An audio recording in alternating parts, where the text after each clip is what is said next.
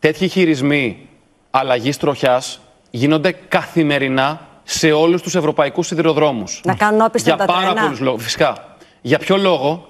Διότι πολλές φορές ένα τρένο πρέπει να αλλάξει τροχιά. Κατόπιν ενημέρωση όμως. Κατόπιν ενημέρωση. Και από το σταθμάρχη και του επιβατικού. Λοιπόν, όταν όμως όταν έχουμε τηλεδιοίκηση που εδώ έχουμε. Ευτυχώς, δόξα σοι ο Θεός. Και καταλαμβάνεται ένα τμήμα γραμμής, δεν μπορεί να μπει άλλο. Για ποιο λόγο μπορεί να αλλάξει ένα τρένο τροχιά? Για πάρα πολλούς λόγους.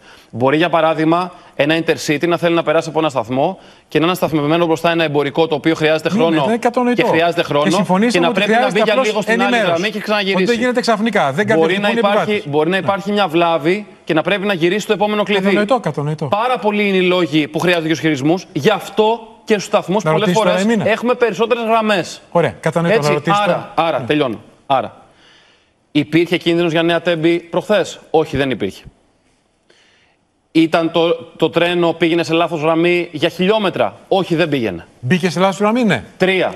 Δεν μπήκε στη λάθος γραμμή, μπήκε σε εναλλακτική γραμμή. Όχι, μπήκε σε λάθος γραμμή. Δεν μπήκε σε λάθος γραμμή. Μπήκε στην 3-4. Ήταν η γραμμή της Intercity. Υπουργέ. Το έχω εξηγήσει πολλές φορές. Εσείς επιμένετε. Εγώ τώρα μπορώ να ρωτήσω. Μπήκε σε εναλλακτική γραμμή. Προγραμματισμένα θα έπρεπε να πάει στη γραμμή που είναι στην αποβάθρα. Επειδή όμως δήλωσε βλάβη ο σταθμάρχης, που ελέγχεται αν υπήρχε βλάβη, είναι θέμα διερεύνησης. Δεν ενημέρωσε, που ελέγχεται αν τα κλειδιά. Ενημέρωσε 6 δευτερόλεπτα μετά. Που ελέγχεται αν τα κλειδιά είχαν πρόβλημα ο ίδιος και πρόβλημα. Ενημέρωσε 6 δευτερόλεπτα μετά. Η αμέσως επόμενη εναλλακτική ποια είναι? Πάω στο επόμενο κλειδί και γυρίζω. Ωραία, σας παρακαλώ να